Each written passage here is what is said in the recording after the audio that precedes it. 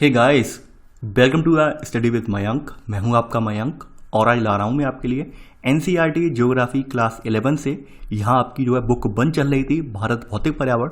इसी क्रम में हमारा इस बुक का जो है अंतिम अध्याय है। यहाँ पर प्राकृतिक संकट और आपदाएं हम देखेंगे। आज हमने इसे चैप्टर को 2 भागों में व्यक्त कर लिया है। पार्ट 1 यहाँ पर कवर करेंगे। तो चलिए स्टार्ट करते हैं आज का वीडियो। देखते हैं हमें क्या क्या डिस्कस करना है यहाँ पर और क्या क्या नोट डाउन करना है। देखिए, ये जो चैप्टर है आपका, ये मूलतः आपके जो यूपीएससी मेंस एग्जाम होता है उसका GS3 यानी जनरल स्टडीज 3rd पेपर जो है उससे संबंधित है। ठीक है, क्योंकि जनरल स्टडीज वाले पेपर में यहाँ पर बायोडाइवर्सिटी, एनवायरनमेंट, इसी में सिक्योरिटी एंड डिजास्टर मैनेजमेंट का टॉपिक भी रख दिया है। तो इसलिए आपके ये प्रीलिम्स एग्जाम के लिहाज से तो इंपॉर्टेंट है ही है, इसके अलावा मेंस एग्जाम के लिहाज से भी ये इंपॉर्टेंट है। तो आप लोग इसे सिंसियरली पढ़ें और मेरा मानना ये है कि आप लोग प्रॉपर वे में नोट्स बना रहे होंगे। तो चलिए देखते हैं आज का चैप्टर। अब देखिए, बात कर लेते हैं इस चैप्टर की। जैसा कि आप सभी को पता है कि प्राकृतिक संकट और आपदाएं आती रही हैं और आती रहेंगी। ठीक है, यानी पहले के समय में क्या था कि प्राकृतिक आपदाएं जो अपने आप आती थी उनसे विनाश होता था और प्रकृति उन्हें अपने आप उनकी भरपाई कर लेती थी। पर जैसे जैसे मानवीय क्रियाकलाप, मानवीय गतिविधियां बढ़ती जा रही हैं, वैसे वैसे प्राकृतिक घटनाओं की जो पुनरावृत्ति है वो होती जा रही है। यानी प्राकृतिक घटनाओं का स्वरूप परिवर्तित हो रहा है। पहले जो मंद गति से आती थी बहुत तीव्र गति से आ रही है, क्योंकि वहां पर मानव ने हस्तक्षेप किया है। तो ऐसे में सवाल ये उठता है कि भाई प्राकृतिक घटनाओं से कैसे बचा जाए। तो उन बचाव के क्रम में हम ये चैप्टर पढ़ रहे हैं ताकि हम ये जान सकें भाई प्राकृतिक घटनाएं, जब प्राकृतिक आपदाएं कोई भी घटित हो तो हमें कैसे बचाव करना है, कैसे अपने आप को सुरक्षित करना है और कैसे प्राकृतिक आपदाओं को हमें न्यून करना है, कम करना है। तो हम वो सब बातें इस चैप्टर के तहत देखेंगे। देखिए, आप सभी लोग जानते हैं कि परिवर्तन, यानी इस संसार में हर कोई चीज वस्तु परिवर्तनीय है। कोई ऐसा नहीं हो कि हमेशा बनी रहेगी, यानी सभी चीजें परिवर्तित होती हैं। तो परिवर्तन ही यहाँ पर प्रकृति का नियम बताया गया है। ये बात बिल्कुल सही है कि परिवर्तन जो है प्रकृति का नियम है। और आप ये जानते हैं कि जो परिवर्तन वाली प्रक्रिया है प्रकृति में हर जगह चलती रहती है, यानी लगातार चलने वाली प्रक्रिया है और अनवरत चलती रहती है। ये यानी कि यह प्रक्रिया कैसी है, यह प्रक्रिया जो है अनवरत चलती रहती है। ठीक है, इसके अलावा यहाँ पर इस प्रक्रिया की सबसे बड़ी बात यह है कि भाई ये कहीं पर बहुत ज़्यादा हो सकती है, इसका परिमाण यानी इसका आकार कुछ बड़ा हो सकता है, सघनता ज़्यादा हो सकती है, या फिर पैमाना जो है तीव्र या मंद कुछ भी हो सकता है। ठीक है, यानी कि ये इसके परिमाण, सघनता और पैमाने में अंतर होता है। तो यहाँ पर पहली लाइन में यही लिख लेना कि परिवर्तन प्रकृति का नियम है। यह प्रक्रिया जो अनवरत चलती रहती है और यह प्रक्रिया हर जगह व्याप्त है, लेकिन इसके परिमाण, सघनता और पैमाने में अंतर होता है। अब देखिए, यहाँ पर बताया गया है कि भाई कहाँ कहाँ पर मंद क्रियाकलाप घटित होती है, मंद जो है प्रक्रिया की तरह परिवर्तन आता है, कहाँ पे तीव्र गति से आता है वो बताया गया है। अब जैसे यहाँ पर अगर देखा जाए प्रकृति में बदलाव, प्रकृति में कुछ बदलाव जो होते हैं वो धीमी गति से भी आ सकते हैं। यानी धीमी गति से आने वाले बदलाव में जैसे स्थलाकृतियाँ हैं, जीव हैं, आप देखते होंगे तमाम स्थलाकृतियों का निर्माण होता है। स्थलाकृतियों का निर्माण कोई एक साल में नहीं होता है, यहाँ पर लाखों साल लग जाते हैं। हिमालय की बात कर लीजिए, प्रायद्वीपीय पठार की बात कर लीजिए, जो जहाँ से अलग होकर आया है। यानी कि ये जो स्थलाकृतियाँ हैं कोई एक दिन में नहीं बनी है, इन्हें बनने में लाखों सालों का समय लगा है। तो यहाँ पर यही बात बताई गई, कुछ परिवर्तन जो हैं वो धीमी गति से दिखाई देते हैं, कुछ तीव्र गति से होते हैं। जीवों में क्या है, जीवों में आनुवांशिक रूप से लक्षण आना, आनुवांशिक रूप से परिवर्तन आना, तो ये हमें एक दिन में दिखाई नहीं दे जाते हैं, काफी लंबे समय के बाद हमें दिखाई देते हैं। तो आप ये सब चीजें जानते भी हैं। तो यहाँ पर आपने पहले का पहला सब पॉइंट ये नोट कर लिया होगा। दूसरे परिवर्तन जो होते हैं, बदलाव, वो तीव्र गति से होते हैं। तीव्र गति से होने वाले बदलाव में आप जानते हैं, यानी कि यहाँ पर ज्वालामुखी विस्फोट, सुनामी, भूकंप और तूफान, ये तीव्र गति से होने वाले बदलाव हैं। इनके बारे में आप जानते हैं, तीव्र गति से घटित होते हैं। अब देखिए, आपने यहाँ पर जाना होगा कि परिवर्तन का अर्थ जो है कि परिवर्तन जो यहाँ पे प्रकृति का नियम है। परिवर्तन जो है यहाँ पर ऐसा कुछ भी नहीं है संसार में जो परिवर्तित ना होता हो, चाहे स्थलाकृतियाँ हो या प्रकृति के तत्व हो, कोई भी हो, यानी परिवर्तित होता है। अब देखिए, परिवर्तनों की अगर हम बात करें तो मानवीय समाज में परिवर्तन को भी कई रूपों में लिया जाता है, यानी इसके लिए भी मानवों का अलग अलग दृष्टिकोण है। कुछ लोग परिवर्तनों को सुखद एहसास के तौर पर लेते हैं, कुछ लोग परिवर्तनों को नकारात्मक वे में भी लेते हैं, वो भी हम यहाँ पर जानेंगे कैसे कैसे लेते हैं। अब देखिए, यहाँ पर बात कही गई है कि परिवर्तनों का अर्थ भिन्न भिन्न होता है। भिन्न भिन्न क्यों है वो मैं बता रहा हूं। यानी परिवर्तन का विभिन्न लोगों के लिए विभिन्न अर्थ होता है। यहाँ पर लिख लेना कि परिवर्तन का विभिन्न लोगों के लिए भिन्न भिन्न अर्थ होता है। ये जो डिपेंड करता है, ये व्यक्ति के दृष्टिकोण पर निर्भर करता है। यानी एक किसी व्यक्ति के क्या उसका नजरिया है, क्या उसका परसेप्शन है उसके प्रति, उस पर निर्भर करता है। जैसे मैं एग्जांपल देना चाहूंगा आपको। जैसे आपने देखा होगा कि अब हमारे यहाँ गर्मियां पड़ रही हैं, गर्मी के बाद हमारे यहाँ क्या है, वर्षा ऋतु का सीजन आएगा। वर्षा ऋतु का सीजन जो है उत्तर भारत में हम सभी भारतीय बड़े आराम से एंजॉय करते हैं। आपने देखा होगा, हम लोग खूब एंजॉय करते हैं। वहीं अगर महानगरों की बात करें, उत्तर भारत के महानगरों की बात करें और खास करके मैं मुंबई की बात करना चाहता हूं, तो मुंबई में ये सीजन बहुत ज़्यादा कष्टदायी होता है। यानी बारिश का सीजन वहाँ के लोग ये दुआ मनाते हैं कि ये सीजन वहाँ पर ना आए, क्योंकि सबसे ज़्यादा कष्टदायी सीजन ये वाला होता है मुंबई में। तो हम लोगों के लिए यानी कि अब वही बात है, परिवर्तन हुआ, यानी मौसम में परिवर्तन हुआ, परिवर्तन तो हुआ ही है, संसार में परिवर्तन संसार का नियम है, परिवर्तन चाहे मौसम में हुआ हो। हम लोग तो उसे एक पॉजिटिव वे में ले रहे हैं कि भाई वर्षा का सीजन आया है, हमारी फसलों के लिए फायदा होगा, जो है यहाँ पे किसानों को फायदा होगा, जीव जंतुओं को फायदा होगा, प्रकृति को भी फायदा होगा, प्रकृति में नए पेड़ पौधे उगेंगे। लेकिन एक और जो महानगरों में रहने वाले लोग हैं उनके साथ दिक्कतें भी हो रही हैं, जॉब पर नहीं जा पा रहे हैं, जगह जगह पानी भरा हुआ है, मेट्रो लाइन अवरुद्ध है, तो कुछ लोग उसे नकारात्मक वे में ले रहे हैं। तो ये आपके दृष्टिकोण पर निर्भर करता है। यहाँ पर एक लाइन में वही बात बोली गई है, ये आपके दृष्टिकोण पर निर्भर करता है। अब देखिए यहाँ पर बताया गया है कि कुछ परिवर्तन जो होते हैं सुखद एहसास दिलवाते हैं, इन कुछ परिवर्तन जो होते हैं वो आपके सुखद एहसास दिलाते हैं। तो यहाँ पर आप इसमें लिख लेना सब पॉइंट करके कि कुछ परिवर्तन, कुछ लगा लेना इसके आगे, कुछ परिवर्तन अपेक्षित और अच्छे होते हैं, जैसे आपकी ऋतुओं में परिवर्तन है, फलों का पकना है, जबकि कुछ परिवर्तन जैसे हैं अनपेक्षित या बुरे होते हैं, जैसे भूकंप, बाढ़ और युद्ध, ये अनपेक्षित हैं, यानी इनकी कोई अपेक्षा नहीं कर सकता है कि कोई आने वाले हैं, ये कभी भी आ सकते हैं ये, और ये हमेशा बुरे ही रहते हैं। तो यहाँ पर बताया गया है, तो आपने यहाँ पर नोट कर लिया होगा। आगे बढ़ते हैं, अब बात करते हैं आपदाओं की। आपदा होती क्या है, पहले तो आपदा का अर्थ जानेंगे। तो यहाँ पर थर्ड पॉइंट में ही आप ऐसे करके हेडिंग बना देना, इसे आपदा क्या है, क्वेश्चन मार्क लगा के। देखिए आपदा प्राय एक अनपेक्षित घटना होती है। अनपेक्षित का मतलब ये है कि भाई इसका हम एक्सपेक्टेड नहीं कर सकते, टाइम नहीं लगा सकते भाई आज के दिन आपदा आएगी या कल के दिन आपदा आएगी। यानी कुछ आपदाएं तो आज मानवीय यानी कि आज कुछ आपदाएं टेक्नोलॉजी की वजह से संभव हो पाया है उनका पूर्वानुमान लगा पाना, जैसे चक्रवात वगैरह हुए, आंधियां वगैरह हुई, बारिश वगैरह हुई, इसका तो पूर्वानुमान लगाया जा सकता है। लेकिन कुछ ऐसी भूगर्भीय आपदाएं होती हैं जिनका पूर्वानुमान लगा पाना मुश्किल है, जैसे आपके भूकंप हुआ, भूस्खलन हुआ, अवतलन हुआ, इनका अनुमान लगाना मुश्किल होता है, जटिल भी होता है। तो यहाँ पर आपदाएं अनपेक्षित बोली जाती हैं, यानी आपदा प्राय अनपेक्षित घटना होती है, यानी कि इसके आने का कोई टाइम नहीं होता है, जो ऐसी ताकतों के द्वारा घटित होती हैं जो मानव के नियंत्रण में नहीं है। ये हकीकत बात है, आपदा का मतलब यही होता है कि भाई ये मानव के नियंत्रण में नहीं होती हैं। अब देखिए यहाँ पर बताया गया है कि यह थोड़े समय में और बिना चेतावनी के घटित होती हैं, यानी कि इनके आने के लिए ये बहुत ही शॉर्ट टाइम आ जाती है। यानी कि मान लीजिए 5 मिनट का भूकंप जो है किसी राज्य को तबाह कर सकता है, जैसा कि आपने देखा होगा 26 जनवरी सन 2001 को जो भूकंप आया था गुजरात में, उसने पूरा गुजरात तबाह कर दिया था। हजारों की संख्या में स्कूली बच्चे उसमें मर गए थे, क्योंकि उस दिन 26 जनवरी का प्रोग्राम था। तो ऐसे यानी कि छोटी सी टाइम के लिए अगर भूकंप आया, यानी 5 या 6 मिनट के लिए भी, तो पूरी बस्तियां उजाड़ सकता है। तो यह थोड़े समय में बिना चेतावनी के घटित होती हैं, यानी इनके लिए कोई चेतावनी नहीं है, जिसकी वजह से क्या होता है आपके मानव जीवन के क्रियाकलाप में वो अवरुद्ध होते हैं, रुक जाते हैं, और बड़े पैमाने पर यहाँ पर जान माल का नुकसान भी होता है। ये आपका इसका थर्ड का सब पॉइंट करके, पहला सब पॉइंट करके लिख लेना। अब हम यहाँ पर कुछ ऐसी चीजें देखेंगे, यहाँ पर हमने आगे देखेंगे, यहाँ पर बताया गया है। देखिए यहाँ पर कुछ चीज़ें बताई गई हैं कि कुछ आपदाएं, यहाँ पे कहा गया है कुछ मानवीय गतिविधियां जो हैं सीधे तौर पर इन आपदाओं के लिए जिम्मेदार हैं। वो बात हकीकत है, जैसा कि मैंने पहले भी कहा था। तो थर्ड का सेकंड सब पॉइंट आप लिख लेना कि कुछ मानवीय गतिविधियां जो हैं, यहाँ पर कुछ मानवीय गतिविधियां हैं सीधे तौर पर इन आपदाओं के लिए उत्तरदायी हैं, जैसे आपका भोपाल गैस त्रासदी, यानी कि यहाँ पर मिथाइल आइसोसाइनाइड गैस के रिसाव की वजह से यहाँ पर क्या हुआ था, हजारों की संख्या में जो है मौत के ग्रास में लोग समा गए थे सोते सोते। चेरनोबिल नाभिकीय आपदा 1987 में हुई थी आपदा, ये आपको याद होगा, ठीक है। यूक्रेन के एक शहर में नाभिकीय संयंत्र की दुर्घटना थी।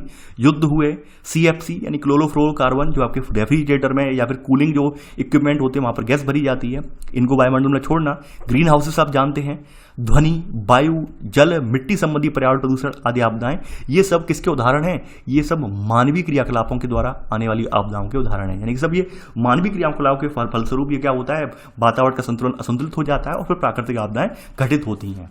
तो यहाँ पर आप इसे थर्ड का सेकंड सब पॉइंट करके लिख लेना। अब देखिए यहाँ पर बताया गया है कुछ मानवीय गतिविधियां जो है परोक्ष रूप से आपदाओं को बढ़ावा देती हैं। यानी प्रत्यक्ष और परोक्ष का मतलब आप जानते होंगे, डायरेक्ट और इनडायरेक्ट वे में। तो यहाँ पर परोक्ष का मतलब है कि इनडायरेक्ट वे में, जैसे इनडायरेक्ट वे में क्या है कि हम वनों को काटते हैं, वनों को काटने से क्या होता है, भूस्खलन होता है, मिट्टी कटकर बह जाती है, यानी कि मृदा का क्षरण होता है। इसके अलावा बारिश कम होती है, जमीन की उर्वरता कम हो जाती है, तो काफ़ी सारे उसके जो है प्रभाव पड़ते हैं।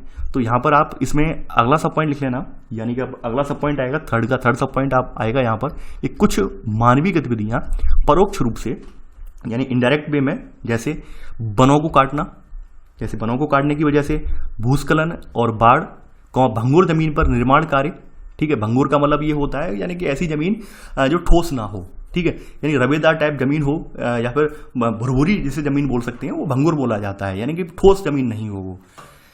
तो यहाँ पर भंगुर जमीनों पर जब हम निर्माण कर लेते हैं तो क्या होता है, यानी कि निर्माण के दौरान आप बिल्डिंगें गिर जाती हैं, बिल्डिंगें जो है यहाँ पे ध्वस्त हो जाती हैं। तो ये सब चीज़ें हैं, यानी भंगुर जमीन पर निर्माण कार्य और अवैज्ञानिक भूमि उपयोग, तो ये कुछ परोक्ष आपदाओं के उदाहरण हैं। ठीक है, आगे बढ़ते हैं यहाँ पर। अब देखिए यहाँ पर सबसे बड़ी बात सबके मन में एक ही क्वेश्चन उठ रहा होगा, क्या हम इन आपदाओं को रोक सकते हैं, क्या इन पर रोक लगा सकते हैं? देखिए प्राकृतिक आपदाओं पर रोक लगाना असंभव है, बस इनका जो है समय रहते हम अगर इनकी जानकारी हो जाए तो हम इनका बचाव कर सकते हैं। या फिर ये अब जब आपदाएं घटित होती हैं तो वहाँ पर अपना मस्तिष्क यूज कर कर, यानी कि हम अपनी जो जनरेशन है उसे शिक्षित कर कर उसे इससे बचने के तरीके बता सकते हैं। जैसे आपने देखा होगा भूकंप से बचाने के लिए तमाम जगह तमाम क्लासेस में, गवर्नमेंट स्कूल में, प्राइवेट स्कूल में यहाँ पर मॉक ड्रिल करवाई जाती हैं कि भूकंप आने पर आपको क्या करना है, टेबल के नीचे छुपना है, किसी ऐसे ऑब्जेक्ट के नीचे छुपना है जो आसानी से टूटे ना। तो ऐसे करके बताया जाता है बच्चों को। क्यों बताया जाता है कि भाई कहीं अगर आपको मूवमेंट मालूम पड़े तत्काल कमरे खाली कर दीजिए, ग्राउंड में आ जाइए। तो क्यों सिखाया जाता है? बताया इसलिए जाता है ताकि लोग अवेयर हों, और ऐसी आपदाएं अगर मान लीजिए अचानक से आती भी हैं तो आप लोग उन आपदाओं से निपट सकें, अपने स्तर पर निपट सकें। तो यहाँ पर वही बात दोहराई गई है कि प्राकृतिक आपदाओं पर रोक लगाने की संभावना बहुत कम है, इसलिए सबसे अच्छा तरीका क्या है, इनको असर को कम करना और इनका प्रबंध करना। यानी सबसे बढ़िया तरीका क्या है कि भाई इनके असर को हमें कम करना है और इनका एक प्रबंध करना है। देखिए यहाँ पर एक चीज़ में मिस्टेक हो गई है। यहाँ पर मिस्टेक ये है कि इन्होंने 1993 लिख दिया है, जबकि ये अर्थ समिट जो हुई थी वो 1992 में हुई थी। ब्राज़ील के शहर रियो डी जेनेरियो में ये समिट हुई थी और ये जो है 1992 में हुई थी। अगर आप इन्वायरमेंट इकोलॉजी की आपके पास किताब है तो वहाँ पे आप देख लेना, ये 1993 में नहीं हुई थी, 92 में हुई थी। यहाँ पे मिस्टेक है इसमें, तो मिस्टेक ये सही कर लेना ये। अब देखिए यहाँ पर अगर बात की जाए तो भारतीय राष्ट्रीय आपदा प्रबंधन संस्थान की स्थापना जो है 1992 में, यानी कि 1993 नहीं 92 में रियो डी जेनेरियो ब्राज़ील में भूशिखर सम्मेलन, और मई में यानी कि आपके यहाँ भारतीय राष्ट्रीय आपदा प्रबंधन की स्थापना ये कैसे हुई है 1992 में रियो डी जेनेरियो का यानी ब्राज़ील में भूशिखर सम्मेलन हुआ है। इसके अलावा मई 1994 में योकोहामा जापान में आपदा प्रबंध पर विश्व संगोष्ठी आदि यानी कि ये हुई। इसके बाद हमारे यहाँ क्या इसकी स्थापना की गई, भारतीय राष्ट्रीय आपदा प्रबंधन की स्थापना की गई। तो ये सब इस दिशा में उठाए जाने वाले ठोस कदम के रूप में हुए हैं। यानी अर्थ समिट का यहाँ पे करवाने का रीजन ही यही था कि प्रकृति में बदलाव आ रहे हैं, प्रकृति में जो परिवर्तन आ रहे हैं, उन परिवर्तनों को समझते हुए, उन परिवर्तनों को दृष्टिगत रखते हुए हमें उनसे बचाव करना है। तो इस तरह से अर्थ समिट हुई थी। योकोहामा कन्वेंशन जो है वो यही बात बताता है। योकोहामा कन्वेंशन में क्या बताया गया है, यही बताया गया है कि भाई जो प्राकृतिक आपदाएं हैं उन्हें कैसे न्यून किया जाए, और उसके लिए कुछ यहाँ पर गाइडलाइन वगैरह जारी की गई है। तो यहाँ पर आपने सेकंड का सब पॉइंट नोट कर लिया होगा। अब देखिए यहाँ पर कुछ चीज़ें बताई गई हैं, बहुत अच्छी बात है यहाँ पर, और मैं दोहराऊंगा। देखिए ये सब चीज़ें आपको जो है इसी तरह से बुक में पढ़ने को मिल जाती हैं।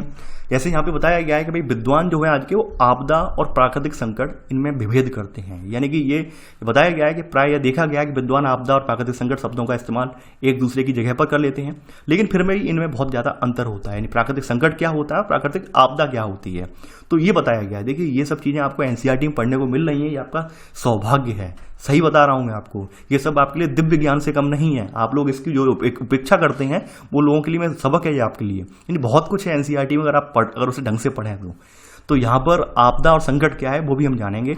यहाँ पर आप अब थर्ड पॉइंट आप डाल लेना, यहाँ पर थर्ड पॉइंट के रूप में आप नोट कर लेना कि आपदा और प्राकृतिक संकट में अंतर, आपदा और प्राकृतिक संकट में अंतर। अब इसी में सब पॉइंट, पहला सब पॉइंट लिखेंगे। देखिए प्राकृतिक संकट क्या होता है, प्राकृतिक संकट की बात करें। देखिए प्राकृतिक संकट, प्राकृतिक जो पर्यावरण है उसमें वो तत्व होते हैं जिनसे जन धन दोनों की हानि होने की संभावना होती है। यानी कि हमने मान लिया कि भाई ओजोन परत का क्षरण हो रहा है, ओजोन परत के क्षरण होने से क्या होगा, पराबैंगनी किरणें धरती पर आएंगी, उससे क्या होगा, त्वचा कैंसर वगैरह होगा, लोगों में बीमारियां पनपेंगी। हमारा एक संभावना है, ठीक है। यानी कि हमारे लिए संकट के तौर पर है ओजोन का क्षरण होना, हमारे लिए क्या है, एक संकट के तौर पर। यानी अगर ओजोन परत में विनाश हो जाता है और ओजोन परत में कमी आ जाएगी तो क्या होगा, हमारे यहाँ कहीं ना कहीं उसके परिणाम जो है हमें दृष्टिगत रूप से दिखने लगेंगे। ये हमारे लिए संभावना है, ये संकट के तौर पर है। आपदा क्या है, आपदा मतलब कोई चीज घटित हो गई है, जैसे मान लीजिए भूकंप आ गया, भूस्खलन हो गया, ये आपदा में रख देते हैं हम। तो यहाँ पर आप इसमें सब पॉइंट लिख लेना कि प्राकृतिक संकट प्राकृतिक पर्यावरण में हालात के वे तत्व हैं, लिख लेना यहाँ पर, वे तत्व हैं जिनसे धन या जन दोनों को नुकसान पहुंचने की संभाव्यता होती है, संभावना है यहाँ पर। जैसे एग्जाम्पल बताया गया है, जैसे महासागरीय धाराओं का गर्म या ठंडा होना अचानक से, हिमालय में तीव्र ढाल, इसके अलावा यहाँ पर अस्थिर संरचनात्मक जो है यहाँ पर आकृतियाँ, यानी अस्थिर का मतलब यानी कि जो स्थिर नहीं है आकृतियाँ, प्रकृति में, तो इनकी संभावना है कि भाई ये कभी भी ढह सकती हैं, नुकसान पहुंचा सकती हैं, तो ये आदि लगा के लिख लेना। अब यहाँ पर बताया गया है प्राकृतिक संकट की तुलना में प्राकृतिक आपदाएं क्या होती हैं। तो यहाँ पर वही बात बताइए, प्राकृतिक आपदाएं क्या होती हैं, एक तीव्रता से घटित होती हैं, बड़े पैमाने पर जनधन को नुकसान पहुंचाती हैं, पूरा सामाजिक जो है वाणिज्य जीवन तंत्र जो है इसे नष्ट कर देती हैं या फिर इसे छिन्न भिन्न कर देती हैं, तो ये बताया गया है। तो ये देखिए प्राकृतिक आपदा की परिभाषा बार बार लिखते आए हैं, तो ये मैं दोबारा नहीं लिख पाऊंगा। तो यहाँ पर इसमें इतना ही नोट कर लेना है यहाँ पर, जैसे इसके बारे में प्राकृतिक आपदा के बारे में सेकंड सब पॉइंट करके यहाँ पर थर्ड का, कि प्राकृतिक संकट की तुलना में प्राकृतिक आपदाएं अपेक्षाकृत तीव्रता से घटित होती हैं, अपेक्षाकृत तीव्रता से घटित होती हैं। अब आप इसके आगे जानते हैं क्या क्या नुकसान पहुंचाती हैं, क्या क्या प्रभाव पड़ता है, वो आप जानते हैं। अब देखिए वही सब इसका वर्गीकरण वगैरह किया है, इतना ज़्यादा हमारे लिए इंपॉर्टेंट नहीं है वाला ये वाला पैराग्राफ, ये मैं स्किप कर रहा हूँ। आगे बढ़ते हैं यहाँ पर। अब देखिए यहाँ पर बात कही गई है कि पहले क्या था कि भाई पहले प्राकृतिक आपदा और संकट ये दो परस्पर अंतर संबंधी परिघटनाएं समझी जाती थी। यानी पहले के समय में ये था कि जो हम संकट और आपदा की बात कर रहे हैं ये दोनों एक दूसरे से अंतर संबंधित आपदाएं समझी जाती थी। यानी यहाँ पर ये माना जाता था कि जहाँ पर प्राकृतिक संकट आते हैं वहाँ पर आपदाएं भी बहुत जल्दी आ जाती हैं। यानी यहाँ पर जो क्षेत्र प्राकृतिक संकट की संभावना जिन क्षेत्रों में होती है तो वहाँ पर आपदाएं भी अच्छी खासी आती हैं। और रीजन क्या होता है आपदा आने का, क्योंकि प्राकृतिक संकट की संभावना वाले क्षेत्रों में अगर मानवीय गतिविधि या मानवीय क्रियाकलाप हद से ज्यादा होते हैं तो वहां पर प्राकृतिक आपदाओं के लिए सुभेद्यता हो जाती है, यानी आना उनके लिए सुगम हो जाता है। और ये कहीं ना कहीं निष्कर्ष सही भी साबित हुआ। तो यहाँ पर आप चौथा पॉइंट आप यहाँ पर नोट करेंगे, फोर्थ पॉइंट है आपका कि पहले प्राकृतिक आपदाएं एवं संकट दो परस्पर अंतर संबंधी परिघटनाएं समझी जाती थी, अर्थात जिन क्षेत्रों में प्राकृतिक संकट आते हैं वे आपदाओं के द्वारा भी सुभेद्य थी। सुभेद्य का मतलब होता है आसानी से आ जाना, आसानी से घटित हो जाना।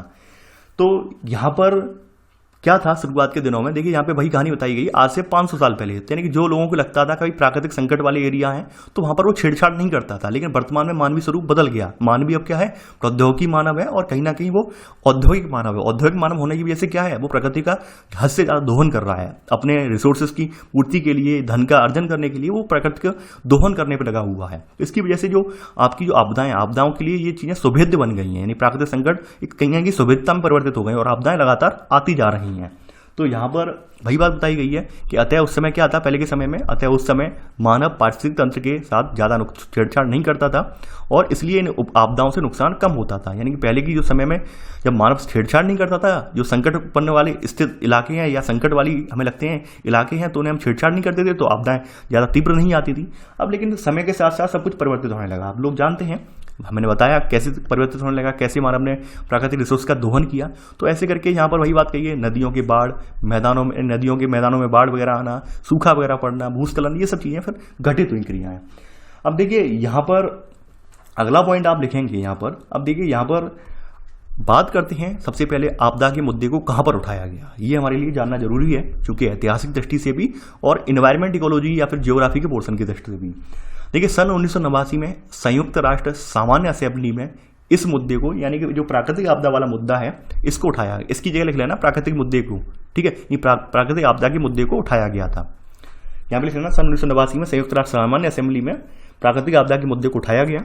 और फिर मई 1994 में क्या हुआ, जापान के एक शहर है योकोहामा, इसमें नगर में आपदा प्रबंधन की विश्व कॉन्फ्रेंस में इसे औपचारिकताएं प्रदान की गई। यानी कि इसे औपचारिकता मतलब ऑफिशियल रूप से इसमें कहा गया, हमें गाइडलाइन जारी की गई कि हमें क्या क्या करना है, विकसित देश और विकासशील देश कैसे इसमें कंट्रोल करेंगे, तो पूरी गाइडलाइन यहाँ पे बनाई गई। फॉर्मल वे में पूरा इसका स्ट्रक्चर तैयार किया, फॉर्मल वे में पूरी गाइडलाइन, पूरे रूल्स रेगुलेशन तैयार किए गए कैसे हमें प्राकृतिक आपदाओं से निपटना है।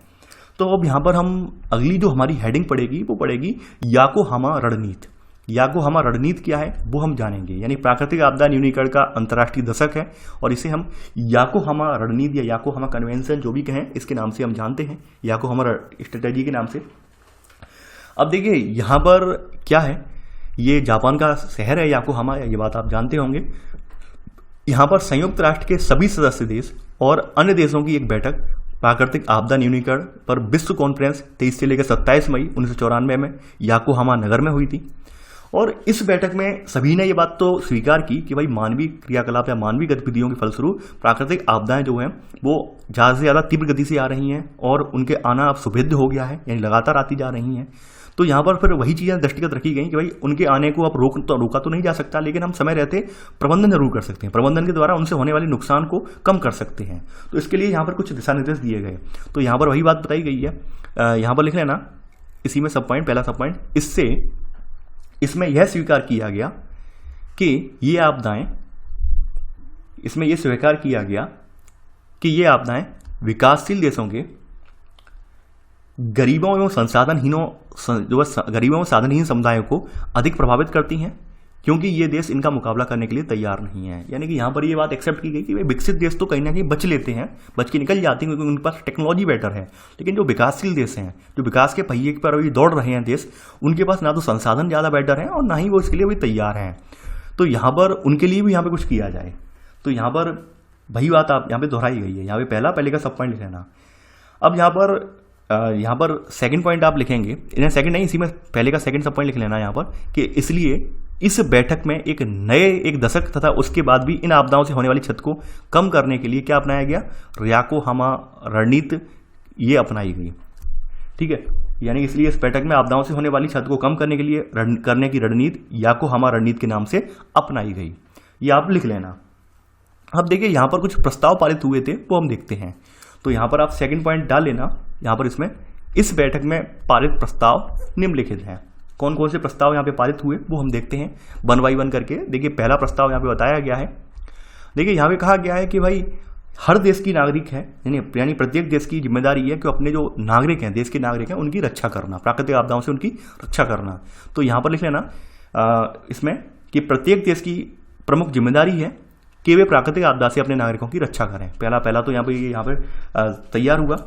बिल्कुल सही बात है भाई, हम जिस देश के नागरिक हैं उन सरकारों से हमारी अपेक्षा बनती है कि वो हमारी रक्षा करें। जैसे आपने देखा होगा जैसे कोरोना वायरस पैंडेमिक हुआ, उसके बाद जो आपका लोकस्ट अटैक है यानी टिड्डी दलों का हमला हुआ, तो कहीं ना कहीं इसके लिए गवर्नमेंट जो है उसे तत्पर होना पड़ा, गवर्नमेंट को आगे आना पड़ा, वरना किसानों का करोड़ों रुपए का नुकसान हो ही रहा था टिड्डी दल के अटैक की वजह से। तो ये सब चीज़ें हैं, यानी हमें प्रतिबद्धता होना पड़ेगा, यानी हमारी सरकारों में प्रतिबद्ध होना पड़ेगा, तभी जो जनधन को कम नुकसान हो पाएगा।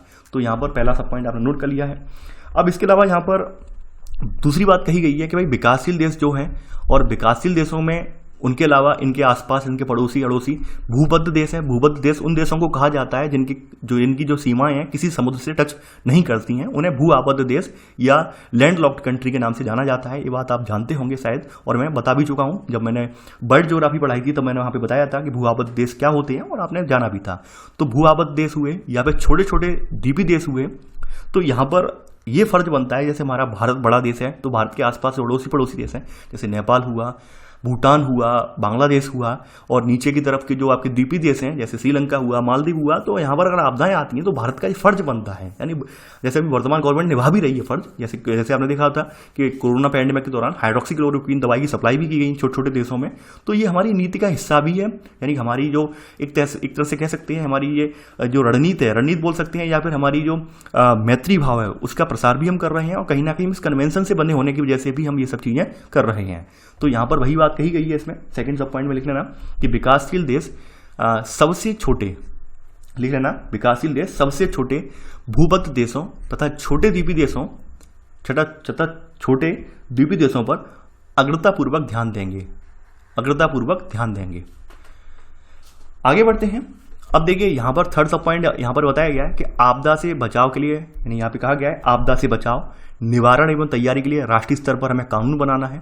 जैसे आपने देखा होगा कि भाई आपदाओं के लिए तरह तरह के कानून बनाए गए हैं। जैसे अगर मान लीजिए कोई पैंडेमिक आपदा है, उसके लिए अलग बनाया गया है कानून, उसके लिए 1897 का बना हुआ कानून चल रहा है। तो ऐसे तमाम सारे कानून बनाए गए हैं। आपदा यानी कि प्राकृतिक आपदा है, जैविक आपदा है, कोई भी आपदा हो उसके लिए कानून बनाए गए हैं। तो आपदा से बचाव एवं निवारण की तैयारी के लिए राष्ट्रीय स्तर पर कानून बनाना, ये आपने नोट कर लिया होगा। अब देखिए जो आपदा के लिए हम कानून बनाए हैं, और इस कार्य में हमने क्या करना है, तमाम NGOs होते हैं, स्वैच्छिक संगठन होते हैं, यानी स्वयं सहायता समूह वगैरह होते हैं। जैसे आपने देखा कोरोना त्रासदी के दौरान तमाम जो है सामूहिक स्वैच्छिक संगठनों ने क्या किया, मजदूरों की हेल्प की, उन्हें खाना भोजन दवाइयाँ प्रोवाइड करवाई, या बहुत सौ ने क्या किया, उनके लिए यातायात के साधन भी मुहैया करवाए। तो यहाँ पर वही बात कही गई, तथा इस कार्य में स्वैच्छिक संगठनों तथा स्थानीय समुदायों को संगठित किया जाना चाहिए। आगे बढ़ते हैं। अब देखिए यहाँ पर चौथा सब पॉइंट यहाँ पे बताया गया है, चौथे सब पॉइंट में कहा गया है कि इस प्रक्रिया में निम्नलिखित पर विशेष बल दिया जाएगा। निम्नलिखित का मतलब ये यहाँ पर कुछ चीजें ऐसी ली गई हैं जिन पर हमें विशेष फोकस रखना है इस याकोहामा रणनीति के तहत। जैसे इसमें का सब पॉइंट नोट कर लेना, यानी कि सब पॉइंट का सब पॉइंट है का सब पॉइंट मानव तथा संस्थागत क्षमता निर्माण। यानी कि मैंने कहने का मतलब ये है कि आपको मानव जो है, यानी कि हमने जो हमारे आसपास रहने वाले निवासी हैं, देश के बाशिंदे हैं, उन्हें अवगत करवाना, प्राकृतिक आपदाओं के प्रति उनकी समझ को विकसित करना, ताकि वो समय रहते वो अपने आप ऐसे उपाय अपना सकें ताकि उन्हें कम से कम नुकसान हो। तो इसके अलावा संस्थागत क्षमता निर्माण का मतलब ये है कि हमें ऐसी मशीनरी, ऐसा तंत्र स्थापित करना है जब कोई कभी आपदा ऐसी आए तो उससे निपटने के लिए सक्षम हो। जैसे आपने देखा होगा दमकल विभाग वगैरह बनाए गए हैं, राज्य स्तर पर SDRF बनाया गया है और राष्ट्रीय स्तर पर NDRF का गठन किया गया है, तो ये बातें आप जानते भी होंगे। तो यहाँ पर का सब पॉइंट ये हो गया इसका। अब देखिए चौथे सब पॉइंट का खास सब पॉइंट क्या कह रहा है। खास सब पॉइंट यहाँ पे ये कह रहा है तकनीकों में भागीदारी। तकनीकों में भागीदारी का मतलब आप जानते हैं, जैसे आपका इसरो हुआ, इसरो के बहुत सारे सैटेलाइट हैं, आपका जो है इंडियन मीटरोलॉजिकल डिपार्टमेंट हुआ, IMD हुआ, और भी बहुत सारे संगठन है, पृथ्वी भू विज्ञान मंत्रालय वगैरह हुआ, ये सब मॉनिटरिंग करते रहते हैं, समय समय पर मॉनिटरिंग करते रहते हैं सैटेलाइट की सैटेलाइट वगैरह की वजह से कि भाई कहाँ पर कोई ऐसी घटना तो घटित होने की संभावना नहीं है। तो तकनीकों में भागीदारी की वजह से सो पॉसिबल हो पाता है कि हमें पता चल जाता है कि साइक्लोन आने वाला है, ये साइक्लोन यहाँ पे टकराएगा, इसकी गति इतनी होगी। तो कहीं ना कहीं हमें उस तकनीक को ईजाद करना है जिससे कि हम इन आपदाओं की पूर्व सूचना प्राप्त कर सकें। अगली बात यहाँ पे क्या कही है, संसाधनों का संग्रह है। संसाधन का मतलब आप जानते होंगे, चाहे खाद्य संसाधन हो, चाहे इन आपदाओं से निपटने के लिए कोई और संसाधन हो, वो हमारे पास अवेलेबल होने चाहिए। यानी काफी बार ऐसी आपदाएं आ जाती हैं, जैसे गुजरात का भूकंप आया था, उस समय ये हाल हुआ था भाई लोगों के पास, अब चूंकि जो संपन्न लोग थे उनके घर भी टूट गए, तो ऐसे में खाना पीने की संकट आ ही जाएगा। तो बस राज्य की जिम्मेदारी बनती है कि ऐसे लोगों के लिए तत्काल मदद मुहैया करवाए। अब देखिए यहाँ पर बताया गया है कि भाई 1999 से लेकर इन्होंने सन 2000 को आपदा न्यूनीकरण अंतर्राष्ट्रीय दशक भी घोषित कर दिया इस याकोहामा रणनीति के तहत। तो यहाँ पर इसमें लिख लेना कि 1999-2000 को आपदा न्यूनीकरण का अंतर्राष्ट्रीय दशक भी घोषित किया गया। ठीक है, ये आपने नोट कर लिया होगा। तो ये तो याकोहामा रणनीति थी, आपने जान ली। और ये आपदा प्रबंधन पर ये आपकी पहली रणनीति है। स्टार्टिंग कहाँ से हुई वो भी मैंने आपको बता दिया, कहाँ से स्टार्टिंग हुई, कहाँ से इसकी नींव पड़ी, कैसे करके इसे अपनाया गया, वो भी आपने देख लिया कि 1989 में जो संयुक्त राष्ट्र का सामान्य असेंबली में इस मुद्दे को उठाया गया था पहली बार, फिर याकोहामा रणनीति के तहत इसे बाद में जो है इस पर कार्यबल दिया गया। ये बात आप लिख चुके हैं। अब देखिए यहाँ पर हमने प्राकृतिक आपदा हैं, इनको हमने वर्गीकृत कर लिया है। प्राकृतिक आपदाएं कितने प्रकार की होती हैं, सबसे पहले प्राकृतिक आपदाओं को देखेंगे, प्राकृतिक आपदाओं का वर्गीकरण। तो यहां पर हेडिंग डाल लेना, प्राकृतिक आपदाओं का वर्गीकरण। अब देखते हैं कितनी तरह की प्राकृतिक आपदाएं होती हैं। सबसे पहली तो इसमें आपकी सब हेडिंग बनेगी जो है, ये है वायुमंडलीय आपदाएं। वायुमंडलीय में आपदाओं में बर्फानी तूफान आते हैं, तड़ित झंझा जिसे थंडर स्टॉर्म कहते हैं, अमेरिका में खास करके आते हैं, तड़ित, लाइटनिंग वगैरह, टॉर्नेडो, ये भी तूफान का ही रूप है। देखिए तूफानों का अलग अलग नाम है इनके, और सबका जो है ये वायुमंडल में घटित होने वाले तूफान हैं। जैसे उष्णकटिबंधीय चक्रवात हुए, सूखा हुए, कर्कापात हुआ, कर्कापात मतलब पाला वगैरह गिरना, यानी कर्कापात, पाला, ये सब एक ही लाइन है। लू, शीतलहर वगैरह, ये सब वायुमंडलीय परिघटनाएं हैं, वायुमंडलीय आपदाएं हैं। ठीक है, ये पहली हेडिंग में आपने सब लिख लिया होगा कोमा करके। आगे बढ़ते हैं। अब सेकंड जो आपदाएं धरातल पर आती हैं, ये है आपकी भौमिक आपदाएं, जो कि ये प्राकृतिक आपदाएं हैं। इसमें भूकंप है, ज्वालामुखी है, भूस्खलन आप जानते होंगे, यानी पहाड़ी इलाकों में भूस्खलन वगैरह होता है। हिमघाव का मतलब जो होता है जो आपके बर्फ के हिमखंड वगैरह हैं, जैसे अंटार्कटिका हुआ, आर्कटिक वगैरह बर्फ की जो बर्फ खंड है पिघलना, उन्हें हिमघाव कहते हैं। अवतलन का मतलब होता है, अवतलन का मतलब होता है भूमि का धंस जाना। जैसे आपने देखा होगा निर्माण कार्यों के दौरान या फिर कहीं डैम वगैरह बनाए जाने के दौरान भूमि जो होती है धंस जाती है, उसे अवतलन बोला जाता है, अवतलन। ठीक है, मृदा अपरदन जानते हैं, सॉइल इरोजन आप पढ़कर आए हैं प्रीवियस चैप्टर में, इसे ज्यादा डिफाइन नहीं करूंगा मैं, ऑलरेडी पढ़ चुके हैं आप 6वें चैप्टर में। तो ये सब कैसी क्रियाकलाप है, ये कैसी आपदाएं हैं, ये सब आ जाती हैं आपकी भौमिक आपदा में। कुछ प्राकृतिक आपदाएं जो है यहाँ पर, ये जलीय आपदाएं भी हैं। जलीय आपदाएं कौन कौन सी हैं, बाढ़ है, ज्वार है, महासागरीय धाराएं। महासागरीय धाराएं कभी आपने देखा था कि कभी कभी महासागरीय धाराएं ठंडी से गर्म भी हो जाती हैं। जैसे आपने अल नीनो वाली घटना पड़ी थी, यानी पेरू की धारा जो थी वो अचानक से ठंडी से गर्म में हो जाती है, तो अल नीनो वाली घटना घटित होती है। तो कुछ यहाँ पर जलीय परिघटनाएं होती हैं। तूफान वगैरह, तूफान महोर्मी, देखिए ये सब हिंदी वर्ड है। तूफान का मतलब यहाँ पर जो भी चक्रवाती तूफान वगैरह उठते हैं महासागरों में, तो वो बताया गया। सुनामी वगैरह इसी संबंधित है ये। तो यहाँ पर आप इसे जली में लिख लेना। अब देखिए यहाँ पर सबसे बड़ी बात ये जैविक जो आपदाएं होती हैं, जैसे आपने देखा था टिड्डी वाला दल, ये बहुत इंपॉर्टेंट है। और एक बात मैं आपको बता दूं, जो टिड्डी दल का भी हमला हुआ है हाल के दिनों में, ये प्रश्न पूछा जाएगा अक्सर, और जिन लोगों ने ये अभी पढ़ा होगा मेरा वाला चैप्टर, वो इसे बिल्कुल सही करके आएंगे। ये आप लिखवा लीजिए। जो आपकी चौथी प्रकार की आपदाएं होती हैं ना, जैविक आपदा बोलते हैं। तो जैविक आपदा में पौधे या जानवर उपनिवेशक के रूप में, उपनिवेशक का मतलब आप जानते होंगे, अगर हम अर्थशास्त्र से देखें, हिस्ट्री से देखें, तो उपनिवेशक का मतलब क्या होता है? उपनिवेशक का मतलब यही होता है कि भाई हमें लाभ उठाना है, या जनता भूखी मर जाए, कुछ भी हो जाए, हमें दूसरे को नहीं दिखना है, केवल खुद का ही लाभ और लाभ अर्जित करना है। तो ये जानवर होते हैं, चाहे जानवर, तो इनका क्या है भाई, हमें अपना पेट भरना है, बाद बाकी जनता चाहे भूखी मर जाए, उनकी फसलें खराब हो जाएं, किसान चाहे फांसी लगा लें, उन्हें इससे कोई फर्क नहीं होता, क्योंकि वो कहीं ना कहीं कीट पतंगे, उन्हें भी अपने आत्मा तृप्ति करनी है, यानी भूख अपनी मिटानी है, क्षुधापूर्ति करनी है। तो वही बात कही गई है, पौधे व जानवर उपनिवेशक के रूप में, जैसे टिड्डियां इत्यादि।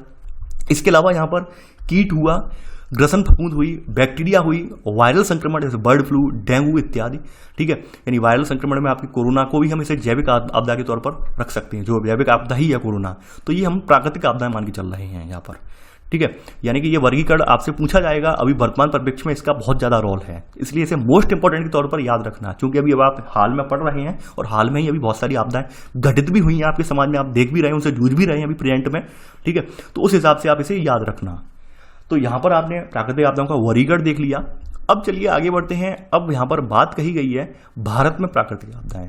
वास्तव में भारत में कौन कौन सी प्राकृतिक आपदाएं आती हैं वो हम देखेंगे। तो यहां पर हेडिंग डाल लेना, भारत में प्राकृतिक आपदाएं। जैसा कि आप सभी जानते हैं कि भारत का भौगोलिक आकार, पर्यावरण विविधताएं, यहां पर बहुत सारी विविधताएं विद्यमान है। यानी आप कहीं देख सकते हैं, यहाँ पर पश्चिम में डेजर्ट है, ऊपर जाएंगे उत्तर में यहाँ पर हिमालय, यानी कि ऊपर उत्तर में, उत्तर से लेकर आपके उत्तर पूर्व तक हिमालय का विस्तार पूरा पाया जाता है। दक्षिण में आपका पूरा समुद्र पाया जाता है। यानी पूरा हमारा जो इंडिया की स्थिति है, यहाँ पर हर ऋतु आपको देखने को मिल जाएगी। यानी एक आसान शब्दों में कहें कि भारत में से बाहर आपको कहीं जाने की जरूरत नहीं है। भारत एक अपने आप में इतना अच्छा देश है कि आपको सारी ऋतुओं का अनुभव इसी देश में हो जाएगा, चाहे रेगिस्तानी ऋतु हो, चाहे बर्फीली ऋतु हो, यानी जो भी ऋतु आपको देखनी है सब यहीं पर मिल जाएंगी। तो यहाँ पर बहुत सारी, हमारा भौगोलिक आकार बहुत बड़ा है, इसके अलावा हमारे यहाँ पर्यावरणीय विविधताएं भी हैं। तो ऐसे में यहाँ पर हमारे यहाँ आपदाएं आना एक स्वाभाविक बात है, यानी हमारे यहाँ आपदाएं लगातार आती रहती हैं। तो यहाँ पर वही आपदाएं बताएंगे, यहाँ पर हमारे यहाँ कौन कौन सी आपदाएं प्रमुख हैं, कौन कौन सी आपदाएं प्रमुखता के साथ आती हैं। तो आपने हेडिंग डाली होगी, भारत में प्राकृतिक आपदाएं हेडिंग डाली होगी। तो हमारे यहाँ सबसे पहली आपदा जो है, सबसे बड़ी आपदा के रूप में, ये है हमारे यहाँ भूकंप। भूकंप, ठीक है, तो पहली हेडिंग डाल लेना भूकंप। देखिए भूकंप की अगर बात करें हम यहाँ पर, तो देखिए भूकंप के बारे में एक बात यहाँ पर बड़ी स्पष्ट है कि भूकंप सबसे ज्यादा अपूर्व सूचनीय और विध्वंसक प्राकृतिक आपदा है। अपूर्व सूचनीय का मतलब ये है कि इसके बारे में पूर्वानुमान नहीं लगाया जा सकता है। देखिए मुझे एक घटना याद आती है अपने बचपन की, जब मैं क्लास 7th-8th में होऊंगा, तो कुछ ग्रामीण इलाकों में जो एक अफवाह फैल गई थी कि भाई फलानी तारीख को जो है भूकंप आने वाला है, बहुत जबरदस्त भूकंप आने वाला है। तो कुछ क्या था कि भाई पूरा ग्रामीण परिवेश, क्या पूरा जिले में ही लोग जो होते वो रातों को सोते ही नहीं थे, यानी घर से बाहर उस टाइम ड्यूरेशन जब जैसे जैसे करीब आता गया तो लोग घरों से बाहर सोने लगे। तो बाद में कुछ जो पढ़े लिखे लोगों थे तो उन्होंने उन्हें समझाया कि अब तक भूकंप को पता लगाने वाला कोई उपकरण बना ही नहीं है जो भूकंप का पूर्वानुमान लगा दे। तो आज की डेट में भी यही हाल है कि आज की डेट में भी कोई पूर्वानुमान, भूकंप का पूर्वानुमान लगाने वाला कोई उपकरण अब तक इजाद नहीं हुआ है। ऐसी कोई टेक्नोलॉजी विकसित नहीं हुई है जो भूकंप का पूर्वानुमान लगा दे। यानी भूकंप की घटना घटित होने के बाद हम ये तो पता लगा लेते हैं बाद में कुछ घंटों के बाद कि भूकंप का केंद्र कहाँ था, लेकिन हम इसका पूर्वानुमान नहीं लगा पाते हैं। तो अगर आपके साथ या आपके नियर बाई कहीं समाज में ऐसी कोई घटना घटित हो रही है, समाज में कोई ऐसी अफवाह फैल रही है, तो आप उसे रोकेंगे। ये आपका फर्ज बनता है, पढ़े लिखे होने के नाते आपका फर्ज बनता है, उन्हें बताएंगे कि इसकी कोई सूचना भी नहीं पता चल सकती है कब भूकंप आएगा कब नहीं आएगा। ठीक है, तो इसलिए मैंने ये लाइन यहाँ पर रिपीट की जो मेरे साथ घटित हुआ, शायद आप में से कुछ लोगों के साथ घटित भी हुआ होगा अपने जीवन में। तो यहाँ पर इसके बारे में पहली लाइन यही है कि भूकंप सबसे ज्यादा अपूर्व सूचनीय और प्राकृतिक आपदा है। अब देखिए उत्पन्न कैसे ही होता है, ये सभी को पता है कि पृथ्वी की सतह के अंदर कुछ विवर्तनिक गतिविधियां चलती रहती हैं, टेक्टोनिक गतिविधियां चलती रहती हैं। यहाँ पर जो प्लेट्स वगैरह हैं, पृथ्वी की जो प्लेट वगैरह है पृथ्वी के अंदर, आपने देखा था 7 प्लेटों में डिवाइड की है पूरी हमारी पृथ्वी। तो प्लेटें जो होती हैं खिसकती रहती हैं, तो प्लेटों के खिसकने को यहाँ पे विवर्तन कहते हैं, विवर्तनिक क्रिया बोलते हैं उन्हें। तो प्लेटें जो होती हैं तो एक दूसरे से टकराती हैं, टकराने के फलस्वरूप क्या होता है कि अपार ऊर्जा उनमें से निकलती है। तो अपार ऊर्जा जब निर्मुक्त होती है तो भूकंप के रूप में उसे आप देखते हैं। तो यहाँ पर वही बात बताई गई है। देखिए भूकंप क्या है, पृथ्वी की ऊपरी सतह है, यानी पृथ्वी की, आप जानते होंगे पृथ्वी की संरचना के बारे में, सबसे भीतर क्या होता है, क्रोड कैसे कैसे पृथ्वी बनी है। आपका जो क्लास 6 वाला चैप्टर अगर उठा के देखें तो वहाँ आपको पता चल जाएगा, क्लास 6 का शायद दूसरा या तीसरा चैप्टर है कि पृथ्वी की संरचना कैसी है, तो वहाँ आपको पता चल जाएगा। तो भूकंप जो है, ध्यान रखना, ये पृथ्वी की ऊपरी सतह में विवर्तनिक गतिविधियाँ, यहाँ पर प्लेटें उपस्थित होती हैं, तो इनसे निकली ऊर्जा से ये पैदा होते हैं। ये पहला यहाँ पे सब पॉइंट आप नोट कर लेना। अब देखिए कुछ भूकंप जो होते हैं वो मानवीय क्रियाकलाप या फिर कुछ और क्रियाओं के फलस्वरूप उत्पन्न होते हैं, लेकिन उनकी तीव्रता प्राकृतिक रूप से आए भूकंप की तुलना में कम होती है। प्राकृतिक रूप से ये वाले भूकंप आ रहे हैं, कुछ भूकंप जो होते हैं मानवीय क्रियाकलापों के फलस्वरूप भी उत्पन्न होते हैं। जैसे यहाँ पर बताया गया है, इसकी तुलना में ज्वालामुखी विस्फोट हुआ, कहीं चट्टान कहीं गिर गई है, भूस्खलन हुआ है, जमीन का अवतलन, धस गई जमीन, ठीक है। नहीं, खदान वाले क्षेत्रों जैसे होते हैं, माइनिंग वगैरह जहाँ पे होती है, वहाँ पर जमीन अपने आप धस जाती है, क्योंकि नीचे जमीन जो यहाँ पर एकदम गड्ढा होता जाता है, जमीन में खाली होती जाती है, ऊपर से दबाव पड़ता है, जमीन धस जाती है। तो यहाँ पर बांध या जलाशयों के बैठने इत्यादि से जो भूकंप आते हैं, बताया गया है यहाँ पर, तो ये भूकंप जो है कम क्षेत्र को प्रभावित करते हैं और इनसे नुकसान भी कम पहुँचता है। ये लिख लेना यहाँ पर, यानी कि पहला सब पॉइंट और पहले का सेकंड सब पॉइंट लिख लेना। अब बात करते हैं भारत में भूकंप क्यों आ रहे हैं। भारत की बात करें तो हम जिस प्लेट पर स्थित हैं उसे इंडियन प्लेट के नाम से जाना जाता है। तो यहाँ पर ये इंडियन प्लेट है, ये प्रतिवर्ष उत्तर और उत्तर पूर्व में, यानी कि यहाँ पर यूरेशियन प्लेट स्थित है, यूरेशियन प्लेट से टकरा रही है, यूरेशियन प्लेट की ओर बढ़ रही है। तो यहाँ पर आप सेकंड पॉइंट में आप लिख लेना कि इंडियन प्लेट जो है वो प्रतिवर्ष उत्तर और उत्तर पूर्व दिशा में 1 सेंटीमीटर खिसक रही है, यानी 1 सेंटीमीटर खिसकने से देखिए इतना भयानक भूकंप आ जाता है। अब देखिए, लेकिन उत्तर में क्या है, उत्तर में यूरेशियन प्लेट स्थित है, इसलिए क्या हो रहा है, अवरोध पैदा हो रहा है, यानी कहीं ना कहीं एक अवरोधक की तरह यूरेशियन प्लेट सामने आ रही है। अब वो यहाँ पर इंडियन प्लेट है, वो खिसकते ही जा रही है। तो ऐसे में क्या होता है, ऐसे में जो होता है कि इनके किनारे जो होते हैं प्लेटों के, वो लॉक हो जाते हैं। यानी कि जियोग्राफी की भाषा में, जियोग्राफिल जो वैज्ञानिक है, भूवैज्ञानिक, उनकी भाषा में क्या है, ये किनारे जो होते हैं इस तरह से, एक किनारा यहाँ पर गया है, इस तरह से दूसरा किनारा यहाँ पर गया, एकदम समाहित हो जाते हैं, एकदम जैसे कहते हैं कंप्रेस होकर दब जाना। जैसे हम मान लेते हैं, 2 एग्जाम्पल लेते हैं, जैसे आपने देखा होगा एक जो आता है, यानी कि एमसील आता है, जो कि चिपकाने वगैरह के लिए कुछ होता है, वाटरप्रूफ कोई चीज़ें होती हैं या फिर कोई लोहे की धातु है या कुछ भी जो होता है टूटा फूटा, उसे चिपकाने के लिए एमसील यूज हुआ होता है। उसमें 2 तरह के वो होते हैं, यानी 2 तरह के सॉल्वेंट उसमें होते हैं जिन्हें मिक्स किया जाता है। तो यही क्रिया यहाँ पर होती है, यानी कि जब 2 चट्टानें, 2 प्रक्रियाएं टकराती हैं तो क्या होता है, दबाव के फलस्वरूप दोनों के किनारे जो होते हैं लॉक हो जाते हैं, यानी चिपक जाते हैं। तो वो बताया गया है, परिणाम स्वरूप इन प्लेटों के किनारे लॉक हो जाते हैं और कई स्थानों पर लगातार ऊर्जा संग्रह होता है। क्योंकि ऊर्जा संग्रह क्यों होगा, एक ओर से तो इधर प्लेट खिसक रही है, दूसरी ओर से ये प्लेट कह रही है नहीं हम तो अपने यथास्थान रहेंगे, तो क्या होता है, यहाँ पे अपार ऊर्जा इनमें संचित हो जाती है। इन किनारे लॉक होने पर क्या होता है, इनमें अपार ऊर्जा भर जाती है, यानी कि एकदम अपार ऊर्जा, कहीं ना कहीं इनमें जो कंप्रेशन पड़ता है, दबाव पड़ता है, तो अपार ऊर्जा इनमें भर जाती है। और जब ज़्यादा ही दबाव होता है तो अचानक से ये लॉक टूट जाते हैं, यानी कि जो ये वाली स्थिति होती है टूट जाती है। फिर क्या होता है कि मान लीजिए एक प्लेट दूसरे के प्लेट के ऊपर चढ़ने की कोशिश करती है, तो ऐसे में क्या होता है, यहाँ से अचानक से ऊर्जा निकलने लगती है, और जैसे अचानक से ऊर्जा निकलती है पूरा धरती का जो धरातल होता है वो कांप जाता है, हिल उठता है, तो ऐसे करके भूकंप आ जाता है। तो यहाँ पर वही बात बताई गई है। तो यहाँ पर अगला पॉइंट लिख लेना कि जब प्लेटों के बीच के, इसी में सेकंड सब पॉइंट लिख लेना, जब प्लेटों के बीच लॉक टूट जाता है और एकाएक ऊर्जा मोचन से हिमालय के चाप के साथ साथ भूकंप आ जाता है। यानी हिमालय की स्थिति आपने देखी होगी, हिमालय की स्थिति की बात करें तो उसकी चापाकार है, यानी इस तरह से चाप टाइप बन रहा है हिमालय का, यानी कि एक चापाकार स्थिति है, इस तरह की स्थिति चापाकार स्थिति है। तो यहाँ पर हिमालय के चाप का मतलब ये हुआ कि भाई इस रीजन में भूकंप ज्यादा आते हैं, यानी कि ये जो रीजन है भूकंपों के लिए सुभेद्य है, यानी आपके उत्तर भारत वाला रीजन है, क्योंकि क्योंकि यहीं से प्लेट जो है, यहाँ पर यूरेशियन प्लेट ऊपर स्थित है और नीचे से यहाँ पर यहीं से प्लेटों का मिलना हो रहा है, यानी कि हिमालय के नीचे ही आप मान सकते हैं कि प्लेटें आपस में मिल रही हैं, इनके लॉक बन रहे हैं। तो यहीं से सबसे ज्यादा ये क्षेत्र जो है भूकंप के लिए सुभेद्य माना जाता है। इसका कहने का मतलब लाइन का ये है, जैसा कि मैंने आपको यहाँ पर दिखा भी दिया। तो यहाँ पर इसमें आप नोट कर लिया सेकंड सब पॉइंट, या आपने नोट कर लिया होगा सेकंड सब पॉइंट के रूप में कि यहाँ पर आगे बढ़ते हैं। अब देखिए यहाँ पर प्रभावित कौन कौन से क्षेत्र हैं, यहाँ पे ये थर्ड पॉइंट में आप लिखेंगे। इससे प्रभावित मुख्य केंद्र शासित प्रदेशों में और राज्यों में कौन कौन से हैं, जम्मू एंड कश्मीर यानी हिमालय से लगे हुए ज्यादातर राज्य हैं, लद्दाख रीजन, हिमाचल प्रदेश, उत्तराखंड, सिक्किम, पश्चिम बंगाल का दार्जिलिंग रीजन, दार्जिलिंग उपमंडल और उत्तर पूर्व के 7 राज्य, ये भूकंप के लिए सुभेद्य क्षेत्र माने जाते हैं। अब देखिए यहाँ पर कुछ लोग पहले, कुछ भूवैज्ञानिक आज से कुछ सालों पहले तक ये कहते थे कि पूर्वोत्तर भारत में भूकंप नहीं आते, पूर्वोत्तर भारत जो है भूकंप की दृष्टि से सुभेद्य नहीं है। लेकिन वर्तमान में ऐसे कुछ भूकंप घटित हुए हैं जिनसे ये खंडन हो गया इस बात का कि भाई प्रायद्वीपी भारत में भूकंप नहीं आते, क्योंकि प्रायद्वीपी भारत में भी कुछ बहुत जटिल भूकंप आए हैं, उनका यहाँ पे बताया गया, जो वर्णन किया गया है। तो यहाँ पर आप अगला पॉइंट लिखेंगे यहाँ पर आप, यानी कि यहाँ पर आप लिखेंगे अगला पॉइंट इसी में ही, यानी कि थर्ड का सेकंड सब पॉइंट आप लिखेंगे इसमें। इन क्षेत्रों के अतिरिक्त मध्य पश्चिमी क्षेत्र, विशेषकर गुजरात 1819, 56, 2001, महाराष्ट्र में 1967 में आया है, 1993 में आया है, कुछ प्रचंड भूकंप आए हैं। यानी ये तो हिमालय से सटे हुए राज्यों में तो आते ही आते हैं, यहाँ पे तो आना एक आम बात है। लेकिन कुछ ऐसे राज्य भी हैं जहाँ पर हिमालय सटे हुए नाम नहीं भी सटे हुए हैं, लेकिन फिर भी वहाँ पर भूकंप, एक जबरदस्त तरीके के भूकंप आए हैं।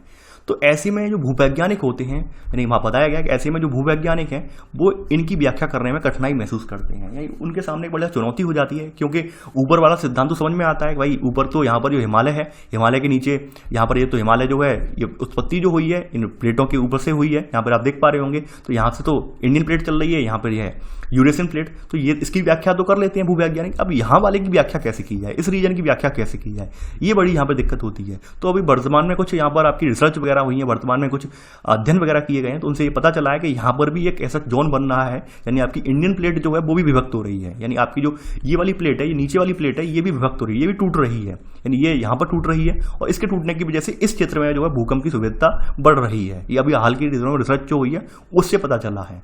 तो यहाँ पर आप अगले पॉइंट में लिखेंगे, अगले पॉइंट में नहीं लिखेंगे, नोट करके इसे लिखेंगे, इसी में नोट करके लिखेंगे कि कुछ समय पहले भूवैज्ञानिकों ने एक नया सिद्धांत प्रतिपादित किया है, जिसके अनुसार लातूर और ओस्मानाबाद यानी महाराष्ट्र के नजदीक भीमा यानी कृष्णा नदी कहते हैं के साथ साथ एक भ्रंश रेखा विकसित हुई है। भ्रंश आप जानते होंगे, आप जानते हैं भ्रंश के बारे में।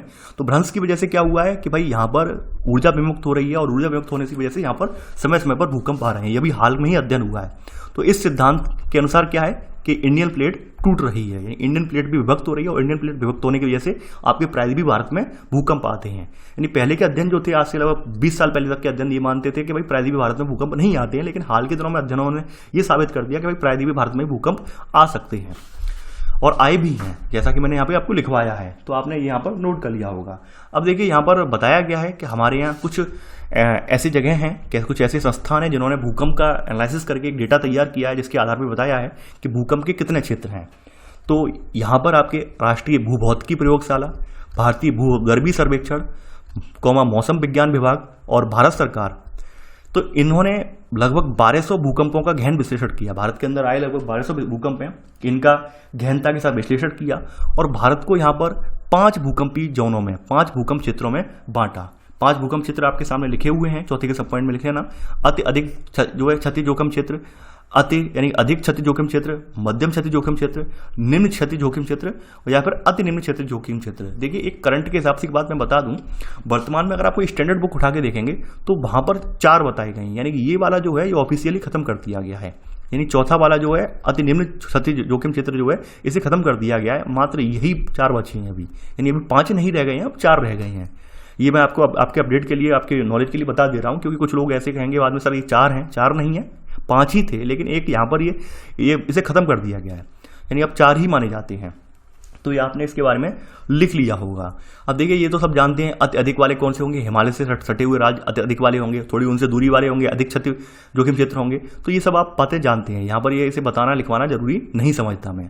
अब देखिए यहाँ पर इसी में ही सब हेडिंग है कि भूकंप के सामाजिक पर्यावरणीय परिणाम क्या होते हैं, कि क्या समाज पर भूकंप का असर पड़ता है, ये जानना बहुत जरूरी है।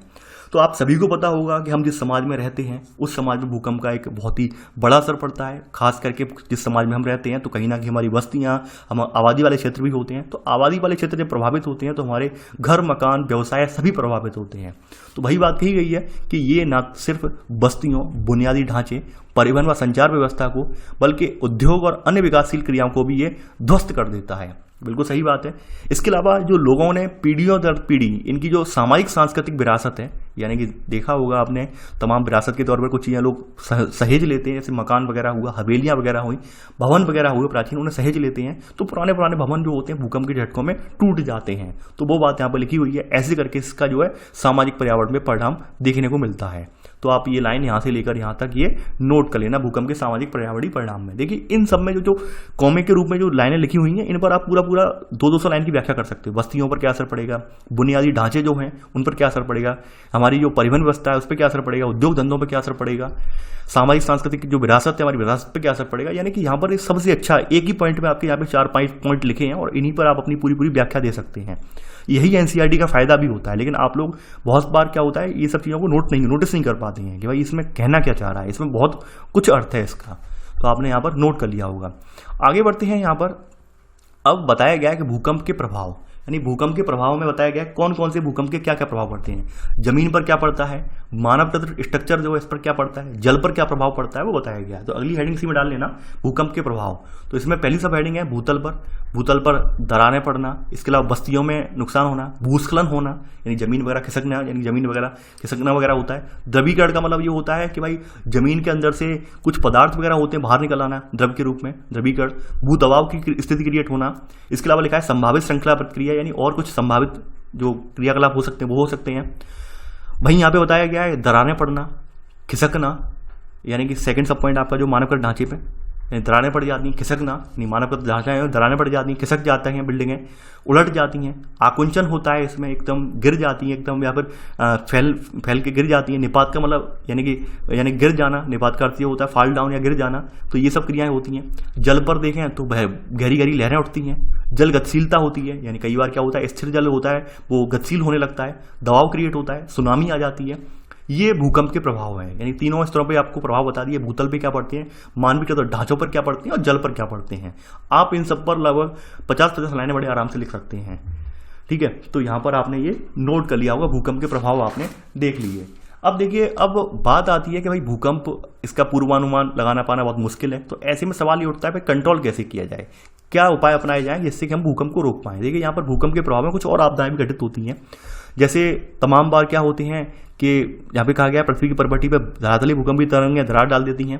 इसके अलावा कुछ ज्वलनशील पदार्थ जो होते हैं, यानी जिसमें पानी और दूसरे ज्वलनशील पदार्थ होते हैं, बाहर आ जाते हैं और आसपास के चित्रों को डुबो देते हैं। इसके अलावा नदी की जो बहिकाएं हैं, यानी नदी जिन धाराओं में बह रही है वो धाराएं अवरुद्ध हो जाती हैं, जिससे क्या होता है बाढ़ वगैरह आती है। ये परिणाम भी होते हैं। इसके अलावा यहाँ पे बताया गया है कि भाई काफ़ी नदियाँ जो होती हैं उल्टी हो जाती हैं, अपना रास्ता बदल लेती हैं, यानी कि अभी तो पूर्व से पश्चिम बह रही थी, पश्चिम से पूर्व बहने लगती हैं। अच्छा, मैं आपसे क्वेश्चन यहाँ पे करता हूँ, यूएसए की कौन सी ऐसी नदी है जो भूकंप की वजह से जिसका मार्ग परिवर्तित हो गया।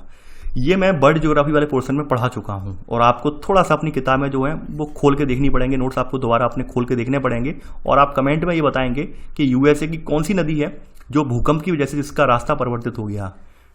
ठीक है, ये बात आप बताएंगे। अब वो किस ओर बह रही है और कहाँ पर गिर रही है, ये आपसे मैं क्वेश्चन पूछ रहा हूँ और आपको एक जागरूक विद्यार्थी के तौर पर, यानी सिंसियर स्टूडेंट के तौर पर इसका आंसर देना है। चाहे आप कहीं से देख कर दें, गूगल सर्च करके दें, कहीं से भी दें, आपको कमेंट में आंसर देना है। मैं देखना चाह रहा हूँ क्या वाकई में मैं जो पढ़ाते जा रहा हूँ केवल आप ऐसा तो नहीं है नोट करते जा रहे हैं कि हाँ हमारे लिए यूपीएससी का कंटेंट तैयार है हम पढ़ लेंगे बाद में। तो आपको कमेंट में बताना है ये।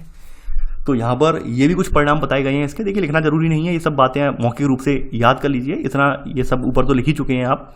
तो इसमें अगर आपको अगर लिखना हो जल वाले परिणामों में तो लिख लेना नदियों का मार्ग अवरुद्ध होना या फिर नदियों का यानी कि वहाँ पर रास्ता बदल लेना, ये ऊपर इसमें लिख लेना इस वाले में। आगे बढ़ते हैं भूकंप के बारे में। जैसा कि हम सभी ने जाना कि भूकंप को हम रोक नहीं सकते, भूकंप का पूर्वानुमान नहीं लगा सकते, तो फिर हम क्या कर सकते हैं, इसका कम कैसे करें। तो यहाँ पर आप इसी में सब हेडिंग डालना भूकंप न्यूनीकरण। न्यूनीकरण का मतलब ये इसका प्रभाव को हमें कम करना है। तो वही बात यहाँ पे कही गई है कि भूकंप को हम रोक नहीं सकते हैं, अतः इसके लिए हमें विकल्प यह है कि इस आपदा से निपटने की हम तैयारी रखी जाए, हम इसके लिए प्रिपेयर हो जाएं कि भूकंप आ रहा है तो हमें करना क्या है, किस तरह से निपटेंगे। जैसे आपके सामने जापान यूनिक एग्जाम्पल है। जापान में प्रतिवर्ष लगभग भूकंप आते रहते हैं, यानी अच्छी खासी रिक्टर स्केल तीव्रता वाले 8-8, 9-9 रिक्टर स्केल तक के भूकंप आते रहते हैं। और जापान ने, मैंने एक बार यहाँ पे इतना भयंकर भूकंप आया कि जापान का नेशनल हाईवे जो है डिस्ट्रॉय हो गया। इसने अपना जो राष्ट्रीय हाईवे था उसे 24 दिनों में निर्मित कर दिया। आप सोचिए इसे, और अपने आप में कीर्तिमान स्थापित किया। पूरे विश्व भर में इसने एक कीर्तिमान स्थापित कर दिया कि जापान देश ने अपना नेशनल हाईवे 24 दिन में सही कर दिया। तो रीजन क्यों है, कैसे सही किया, इनके पास संसाधन विकसित किए, इन्होंने टेक्नोलॉजी विकसित की है, यानी हमें इस आपदा से निपटना कैसे है। तो वही बातें यहाँ पे बताई गई हैं, यानी भूकंप को, ये आप इसमें पहला पॉइंट लिख लेना। आगे बढ़ते हैं। अब देखिए यहाँ पर कुछ चीज़ें इसके बारे में बताई गई हैं, जैसे अब वो मैं यहाँ पर इसी में सब पॉइंट करके लिखवा देता हूँ। जैसे बताया गया है कि भूकंप नियंत्रण केंद्र स्थापित किए जाएं, यानी कि यहाँ पे लिख लेना इसमें सब पॉइंट। इसके निम्नलिखित तरीके हैं, इसी में सब पॉइंट, पहला सब पॉइंट कि भूकंप नियंत्रण केंद्र स्थापित किए जाएं। जैसे कि जो आपके संभावित क्षेत्र हैं जिनमें आप सूचना पहुंचा सकें, यानी भूकंप नियंत्रण केंद्रों में यहाँ पे कुछ डिवाइसेस लगाई जाएं। जैसे यहाँ पे बताया गया है geographical positioning system, GPS global positioning system नहीं है, ये जियोग्राफिकल पोजीशनिंग सिस्टम है, याद रखना। जीपीएस मत लिखना शॉर्ट में, लिख तो लेना जीपीएस, लेकिन इसकी फुल फॉर्म भी लिख लेना कि भूकंप नियंत्रण केंद्रों की स्थापना की जाए और वहां पर जीपीएस यानी जियोग्राफिकल पोजीशनिंग सिस्टम, ये यहाँ पर जो है इसकी मदद से जो प्लेट वगैरह है, यानी इंडियन प्लेट हुई, यूरेशियन प्लेट हुई, इनकी गतिविधियां, इनकी हलचल का पता लगाया जाए। इससे हमें ये तो पता चले कि कितनी तेजी से प्लेटें टकरा रही हैं। तो ये बात यहाँ पे कही गई है। तो पहला सब पॉइंट आपने लिख लिया होगा यहाँ पर। दूसरी बात यहाँ पे बताई गई है, अगली बात यहाँ पे दोहराई गई है यहाँ पर कि देश में जो भूकंप संभावित क्षेत्र हैं, जैसा कि ऊपर मैप तैयार किया गया है, 5 में डिवाइड किया हमने, 5 भागों में डिवाइड कर लिए थे भूकंप जोन, तो वही बात यहाँ पे दोहराई गई है। देश में भूकंप संभावित जो क्षेत्र हैं इनका हमें सुभेद्यता मानचित्र तैयार करना, यानी इनका हमें सुभेद्यता मानचित्र तैयार करना है और उस जगह के जो संभावित जोखिम की जो सूचना है वहाँ के लोगों तक पहुँचाना है। यानी कि वहाँ पर ये ऐसी आपदाएं आ सकती हैं, इस बारे में लोगों को, वहाँ के लोगों को अवगत कराना, उन्हें तैयार रखना। तो ये यहाँ पर आप लिख लेना और लोगों को इस बारे में शिक्षित करना, ये लिख लेना। आगे बढ़ते हैं यहाँ पर। इसके अलावा भूकंप प्रभावित क्षेत्रों या भूकंप सुभेद्य क्षेत्रों में आज की डेट में क्या है, कुछ मॉडर्न टेक्नोलॉजी का उपयोग करते हुए भूकंप रोधी इमारतें बनाई जाती हैं। तो यहाँ पर वही बात दोहराई गई है। थर्ड सब पॉइंट लिख लेना, ये वाला पॉइंट कुछ ज़्यादा नहीं है, वही डिजाइन में सुधार करना, वही सब बातें दोहराई गई हैं। तो यहाँ पे लिख लेना कि भूकंप प्रभावित क्षेत्रों में भूकंप प्रतिरोधी इमारतें बनाना, यानी रेजिस्टेंट, भूकंप का विरोध करने वाली इमारतें बनाना। जैसे आपने देखा होगा कंक्रीट वाली, कंक्रीट सीमेंट विक्स वाली, आरसीसी जैसे बोलते हैं, वैसी इमारतें बनाना है। और सुभेद्य क्षेत्र है जहाँ पे सबसे ज्यादा भूकंप आते हैं, वहाँ पे हल्के निर्माण सामग्री का इस्तेमाल करना। हल्के का मतलब ये होता है हल्की निर्माण सामग्री का इस्तेमाल किया है तो हो सकता है बच भी जाए वो, और इसके अलावा गिर भी जाए तो आसानी से आप खड़ा कर सकें, लकड़ी के घर वगैरह हुए, तो वो बात यहाँ पे बताई गई है। तो ऐसे करके यहाँ पे भूकंप न्यूनीकरण में आपने इसके 3 उपाय देख लिए। अब बात करते हैं अगली जो आपदा है भारत में, ये है सुनामी। इसके बारे में देखते हैं। तो सेकंड हेडिंग आपकी पड़ेगी इसमें, भारत में आपदाओं के संदर्भ में सुनामी। देखिए सुनामी की उत्पत्ति जो होती है वो एक जापानी भाषा से होती है। जापानी भाषा का वर्ड है सुनामी, आपने सुना होगा, जानते होंगे, इसके बारे में पढ़ भी चुके हैं आप। सुनामी की जो उत्पत्ति होती है मूलतः वो ज्वालामुखी के बाद होती है। यानी अगर कहीं पर ज्वालामुखी से कोई हलचल पैदा हो रही है, भूकंप या ज्वालामुखी से, तो उसके बाद सुनामी का आना ही आना तय है, ये बात स्पष्ट है। तो यहाँ पर वही बात लिखी गई है कि भूकंप और ज्वालामुखी से महासागरीय धरातल में अचानक हलचल पैदा होती है और महासागरीय जल का अचानक विस्थापन होता है, यानी महासागरीय जल अपने आप हटने लगता है। तो परिणाम स्वरूप क्या होता है, ऊर्ध्वाधर यानी एकदम खड़ी खड़ी लंबाई की, ऐसे करके खड़ी खड़ी, यानी ऊंचाई में, ऊंचाई, ऊर्ध्वाधर का मतलब ऊंचाई में ऊंची तरंगें पैदा होती हैं, जिन्हें हम सुनामी तरंगें, ब्रैकेट में इन्हें बंदरगाह लहरें या फिर भूकंपीय समुद्री लहरें भी इन्हें कहा जाता है। ये आप पहले का सब पॉइंट आप लिख लेना। अब देखिए इनके बारे में एक खास बात बताई गई है कि ये जो लहरें हैं ये उथले समुद्र में, उथले का मतलब आप जानते हो उथला और गहरा जानते हैं, उथला गहरा सबको पता होगा। उथले का मतलब होता है कम पानी और गहरे का मतलब होता है ज्यादा पानी, यानी पानी की गहराई यहाँ पर ज्यादा हो, तो आप जानते हैं इसके बारे में। तो ये इनकी गति की बात करें सेकंड पॉइंट, तो इसकी गति जो है उथले समुद्र में ज्यादा होती है और गहरे समुद्र में ये कम होती है। यानी जैसे जैसे हम समुद्र में आगे बढ़ते जाएंगे, समुद्र की गहराई बढ़ती जाएगी, वहां पर इनका प्रभाव कम देखने को मिलता है। तो उथले समुद्र की वजह से चूंकि जो किनारे वगैरह होती हैं महासागरों के, जो हमारे प्रदेश के किनारे वगैरह हैं राज्यों के, वो सब उथले तटों के किनारे ही हैं, उसकी वजह से उन तटों पर नुकसान सबसे ज्यादा होता है। तो यहाँ पर आप इसी में सेकंड का सब पॉइंट लिख लेना। यहाँ पर पहली बात तो ये पॉइंट पूरा लिख लेना, परिणाम स्वरूप महासागरों के अंदरूनी भाग इससे कम प्रभावित होते हैं। यानी महासागर यानी कि गहरा समुद्र का मतलब हो गया महासागरों का अंदरूनी भाग, और ये इन पर कम प्रभाव पड़ता है। सेकंड का सब पॉइंट लिख लेना, तटीय क्षेत्रों में ये तरंगें ज्यादा प्रभावी होती हैं और व्यापक नुकसान पहुंचाती हैं। आगे बढ़ते हैं। अब देखिए गहरे समुद्र की बात हुई है यहाँ पर, तो बताया गया है गहरे समुद्र में क्यों प्रभाव नहीं डालती हैं। देखिए गहरे समुद्र में क्या होता है, सुनामी की लहरें जो होती हैं इनकी लंबाई इस तरह की हाइट ज्यादा होती है अपेक्षाकृत इस हाइट के, ऊंचाई के अपेक्षा इनकी लंबाई नीचे ज्यादा हो जाती है गहरे समुद्र में। तो लंबाई गहरी होने की वजह से क्या होता है, इनके ऊपर जो जलपोत वगैरह चल रहे होते हैं, यानी कि जो जहाज वगैरह चल रहे होते हैं, उन पर ज्यादा प्रभाव नहीं पड़ पाता है। वो उलट नहीं पाती, इतनी प्रबल लहरें नहीं होती उन्हें उलट सकें, इसलिए वो जहाज वगैरह जो होते हैं, जो गहरे समुद्र में जहाज होते हैं, वो बच जाते हैं, उन पर प्रभाव नहीं पड़ता है।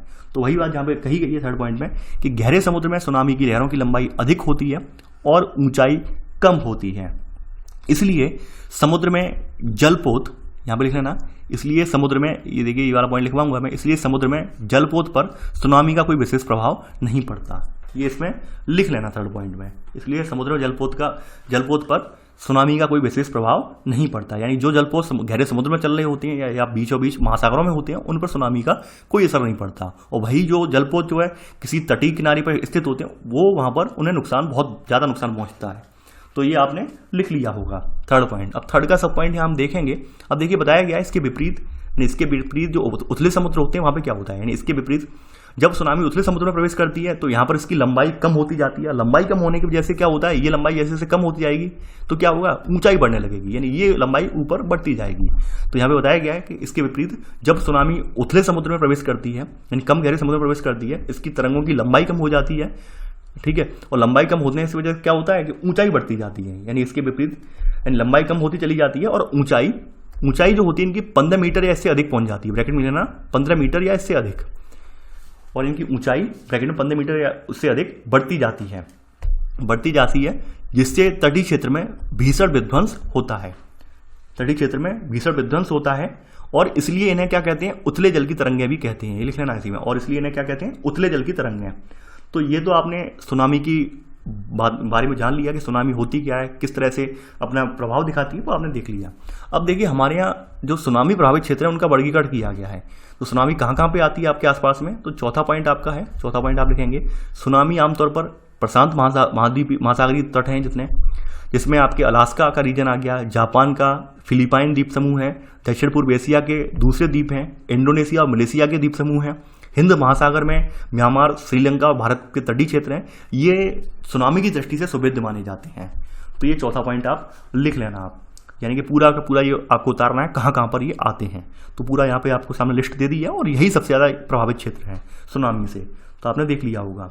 अब देखिए सुनामी का भी यही हाल है, सुनामी के लिए कोई एक देश निपट नहीं सकता है, सभी देश अगर मिलकर आए, यानी ये सभी जो देश प्रभावित हैं इन इलाकों के लोग, ये सब अगर इकट्ठे होकर आए आगे तो हम निपट भी सकते हैं, यानी कोई अकेला देश इससे नहीं निपट सकता है। तो वही बात कही गई है यहाँ पर कि भाई किसी अकेले देश या सरकार में सुनामी जैसी आपदा से निपटना संभव नहीं है।